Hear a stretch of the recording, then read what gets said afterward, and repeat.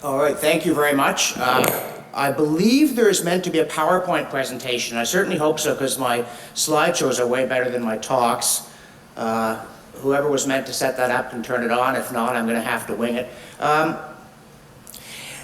I normally call talks of this sort, "How did we get here?" so that I can explain that it was on Air Canada via Toronto, which, having come here from Toronto, may not be the best possible way to start off a conference on how the West can stop being oppressed by the East. Flying Air Canada, I was, of course, late, and back east they'll blame it on climate change. There was actually so much snow in Ottawa and Toronto that they had to de-ice the plane, which took us quite a long time. But I'm here to talk about why we're here, and the answer is we're here to lay out a program going forward. Forward for the conference, obviously, as we're doing the opening remarks. And that includes, I can't drivel on endlessly here because I'm the timekeeper. And I have to practice what I preach. And that's what I was waving at Danny, so I have these scary colored numbers. And I want everybody, not just the speakers, but also the audience, to know that I would yank the Pope off stage if he was 10 seconds over time. In fact, with the present Pope, I'm not sure I'd wait quite that long. And therefore, everybody else better look out, because you're not the Pope. Because the program for the conference is a contract between us and you, that we're going to do all this stuff, and we're going to do it at the time that we said we'd do it, including when we told you would get a break. You will actually get a break in case, modernity being what it is, you have to go and monitor your social media account or do something important. Anything like that could happen. There we go. All right. Slides. Okay, I will let you know when we need the slides and hope they're in the right order. So that's on the technical side. On the side for the program, we're going to look for ways forward for all of us. Ways forward for Canada, if they can be found. Ways forward for the West, if they must be found. We may find roads that people are unwilling to take, and then we have to know what other roads are available to us. We're going to map them all out. And as Danny said, I always do my say it with a smile thing. So I want to mention two things that we're not going to do here. And one of them is to sputter with incoherent rage. And the other one is to endure sneering condescension. We're going to approach this matter from the point of view that we have a very serious problem that we can fix, and that we are going to think about how to fix it so that we actually do end up fixing it.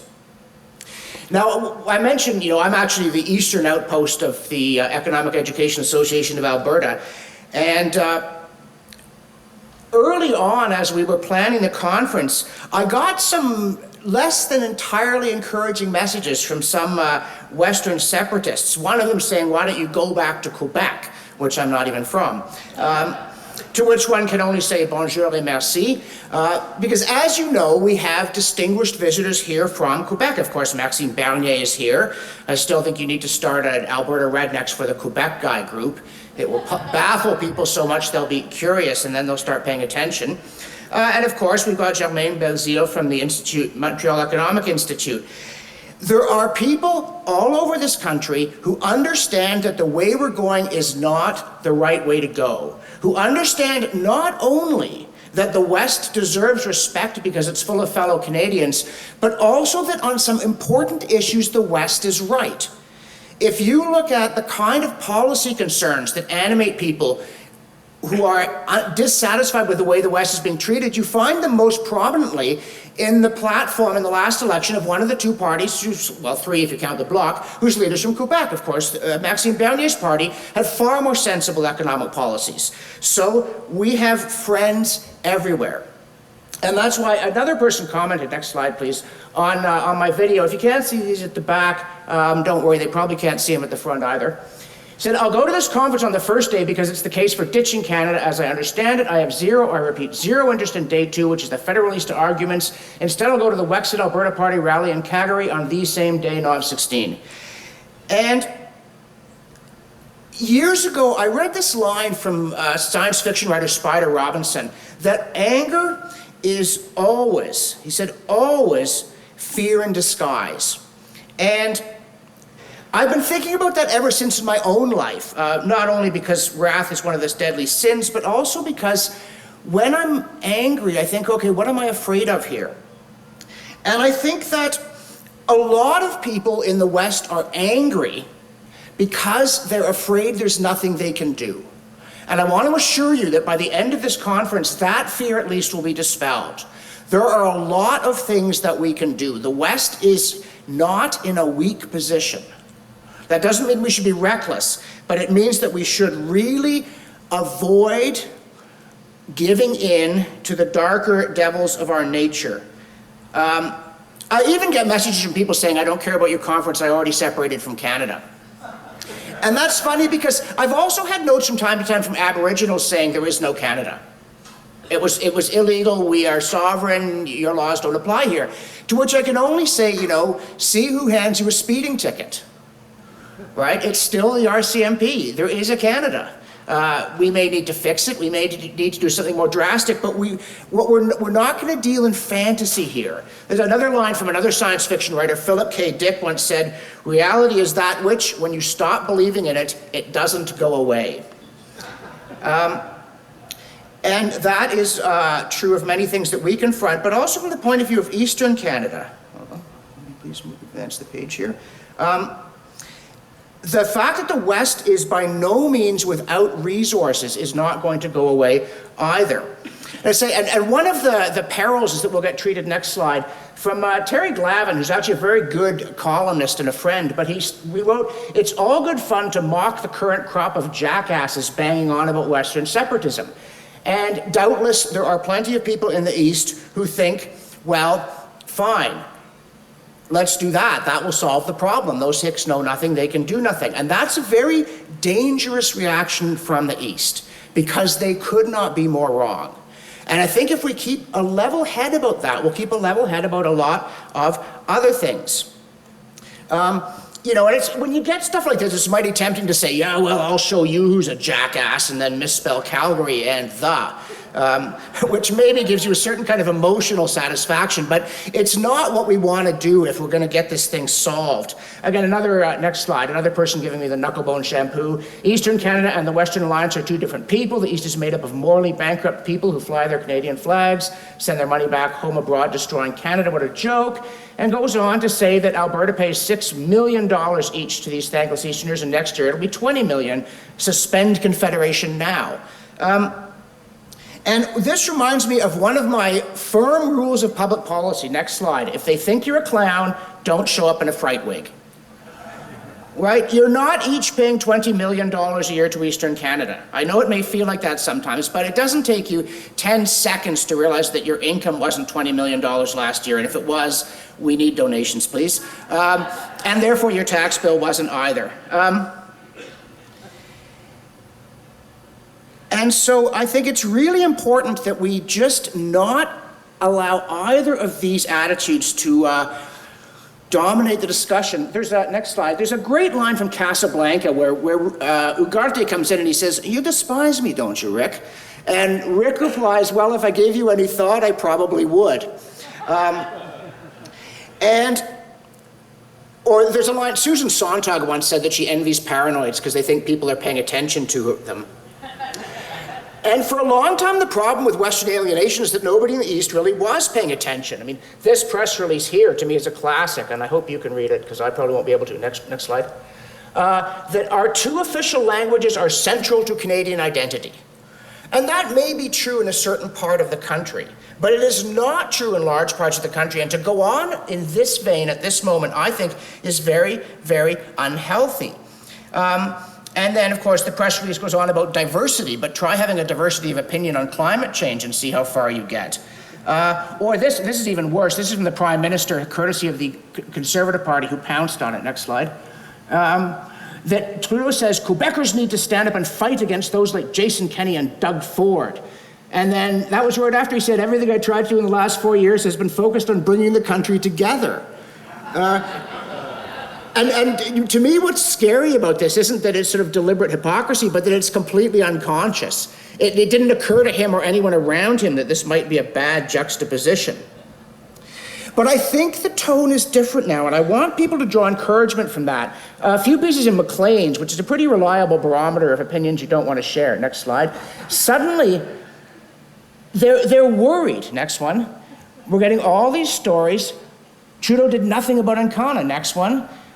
Why so many Albertans are giving up on this country. This is a very, very different tone from the next slide. This is what they were writing about before. You should all stop voting Conservative. What are you, stupid? Right? That tone has kind of disappeared. C2C obviously is talking about Western separatism. Next slide. But that's not a huge surprise. The next one is a surprise, though. Here's the Globe and Mail. Sorry, how did that come up? Am I out of order? Okay, just hold that thought then. The Globe and Mail editorialized about the need to buy a pipeline, and it was sort of insulting and said, energy industry has to be painlessly destroyed, of course, but we'll build you a pipeline. So we're not there yet, but they're listening. They may be despising us, but at least they're paying us some attention. And then you get, Yves-François Blanchet, next slide.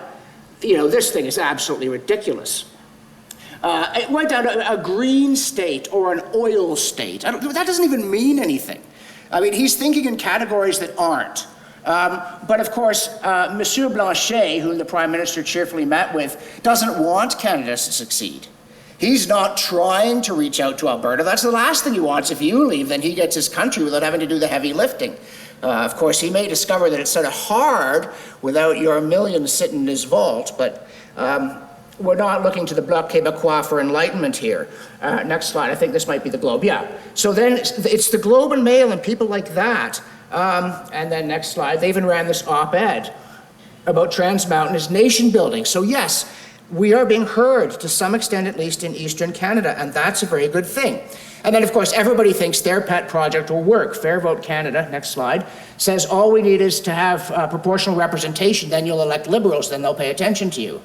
Whereas I am saying you ought to watch my, next slide, my Constitution documentary. So we're all peddling our pet remedies. I just happen to be right. But thank you. I'm trying to sell them to you, and yet you can watch it free on YouTube, so my business prospects are looking grim. But I think that our prospects in other ways are looking a lot better because Glavin, having made that crack about the jackasses, went on to say, don't ignore this problem. There is a really big issue in Western Canada. The disaffection with federalism and the stark divisions over what kind of an economy Canada can possibly sustain without oil and gas are very real stresses that cannot be contained by monkeying around with special advisors.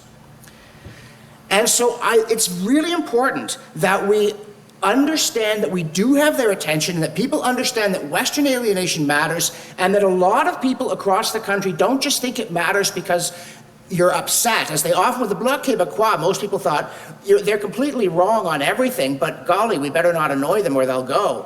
But with the West, a lot of people also think you're right about the issues. And so that's where I was reminded of Rudyard Kipling's if you can keep your head when all about you are losing theirs and blaming it on you, to which it has been suggested that you just don't know what's going on. Like Spike Milligan's version of the boy stood on the burning deck whence all but he had fled, twit. But in point of fact, we are going to keep our heads. We're going to talk about government economic policy, by which we mean better government, by which we mean less government so that we can make ourselves wealthy. Governments do not make us wealthy. Governments do not create oil states or green states or anything else. And it's interesting, I'm delighted to see so many new faces here, and also thank you to all those people who've come in the past and kept the EEA conference thing going. In the old days, it was so bad, the first conference I came to, I didn't come to. I just sent Danny some videos. Didn't want to burden him with a plane fare. Now, we are doing a little bit better here. And we spend a lot of time talking about good economic policy. And one of the reasons why is that national unity in this country has been linked by Easterners, by and large, to bad economic policy. And the danger has become acute that in defense of bad economic policy, they're going to destroy national unity. But if we can bring about better government policy, everybody's going to be better off. That's part of the pitch to the East. This isn't about us ripping you off. This is about us preventing you from hurting all of us. We would all be better off if there was no equalization program. So It's not an unfriendly message by any means, though it may be an unfamiliar one. But it's also important in terms of the people who are sputtering, I'm done with Canada, it's not just going to work if you separate, as though it's impossible to create bad government policy on your own here in Alberta. There's a Canadian Taxpayer Federation, next slide, publication that came out recently about how government sick days, that public sector workers take far more sick days than private sector workers. Gosh, I wonder why. And it says it's an average of 12.2 versus 6.9. It's even worse in Alberta, where provincial government employees took an average of 14.4 sick days versus 5.7, 153% difference. And also, to flog a horse that's not well at all, next slide. If you look at government spending in Alberta, it doesn't look different than government spending in other provinces. You're not going to solve the problem just by leaving. And don't forget, this was a lot of guys in blue ties, including Ralph Klein, who produced this pattern. This is not something that was done to you from outside any more than, I'm sorry to remind you of the painful truth, but it's true, Rachel Notley wasn't elected by people from Ontario. What's worse, equalization was reformed by Stephen Harper in such a way, next slide, it's illegible, but that's okay, I'll tell you what it says, and the next slide. Federal Tories made a change that equalization would keep going up even if the gap between the rich and poor provinces closed. So do not think that the solution lies in partisanship either. It just doesn't. Or, next slide, for heaven's sakes, don't, oh, okay, next slide, we'll just skip that one, I'm short of time. I don't want another thing on using social media better, right? Tweet like a millennial isn't the answer. Okay, I mean, yeah, you want to use social media effectively, but it's not the solution. The solution is better policy, defended firmly but pleasantly. On all kinds, even as we're going to talk about tomorrow, Aboriginal policy. There's no worse file in the country. There is no subject on which more people are convinced that the current situation is terrible, and yet nobody agrees what to do. And we're going to talk about that. We're going to be polite, but we're going to be firm, and we're going to talk about fundamentals. Because we're here to talk about fundamentals. We're here because we're in danger of becoming angry. We are certainly concerned, but also because, next slide, this is from Bob Ivorach's mailouts, this is the hand that Western Canada holds. If Western Canada is separated, the 10th largest country on earth, GDP of $701 billion, higher per capita than the rest of Canada, and also all that lovely wilderness. This is not a losing hand. This is not a hand that calls for bluffing or snorting and growling. And I think that's very important because, well, skip ahead 2 slides. Again, I'm really going to police myself here. Forget that. Here we go. You know, when Jason Kenney was asked about this before the election, he said, I would rather concentrate on separating Trudeau from office, which is a clever line, but just, you know, deeply unhelpful. Because Trudeau's not the whole problem. If Trudeau was still teaching drama somewhere, and in some sense, of course, he is, we would have somebody else doing much the same stuff. You wouldn't be better off if Catherine McKenna was Prime Minister. And in any case, it didn't work, did it? Trudeau is still the Prime Minister, and reality is that, which, if you stop paying attention to it, it doesn't go away.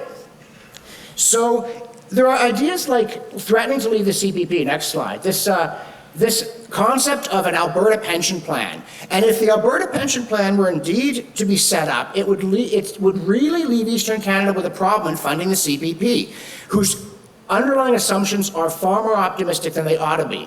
Of course, I don't think that the government should have pension plans at all, but that's a subject for another day. And certainly don't let Alberta politicians get hold of the money and start making strategic investments, because that's not what it's for, and that could happen here. Good, all right. Also, when it comes to equalization, next slide, another of these things for which I'm courtesy of Bob Ivorach, and it's a lovely graphic. Of course we hate that. But don't forget that equalization punishes success and it rewards failure. And that means it's bad for everybody. I don't want to use equalization as a bargaining chip. I want to get rid of it because it's bad. It just shouldn't exist. It doesn't help Quebec, it doesn't help Alberta, it doesn't help anybody. And we're not here, I think, to look for bargaining chips, particularly not in a game we're determined to lose. As you know, both Jason Kenney and Scott Moe have said, well, we're madder than you could possibly imagine, but we're not going to leave Canada. So we surrender and then we fight. Well, to borrow the Goon Show line about rallying around the white flag, I don't want Canada to split up. For one thing, I'd have to apply for citizenship in the West. But I am not prepared to approach the matter as though there were no options. There are all kinds of attractive options for both sides. Last slide, I know I'm being dragged off stage and rightly so. We're not here to be angry. We're not here to suffer condescension. We're not here to be told, yes, there's a problem, but this is Canada, so there's nothing we can do. We're here to find adult solutions to an adult problem. In a united and reformed Canada, if we can, in a separate West, if we must. But either way, knowing clearly and calmly and firmly what the options are. And thank you all very much for being here.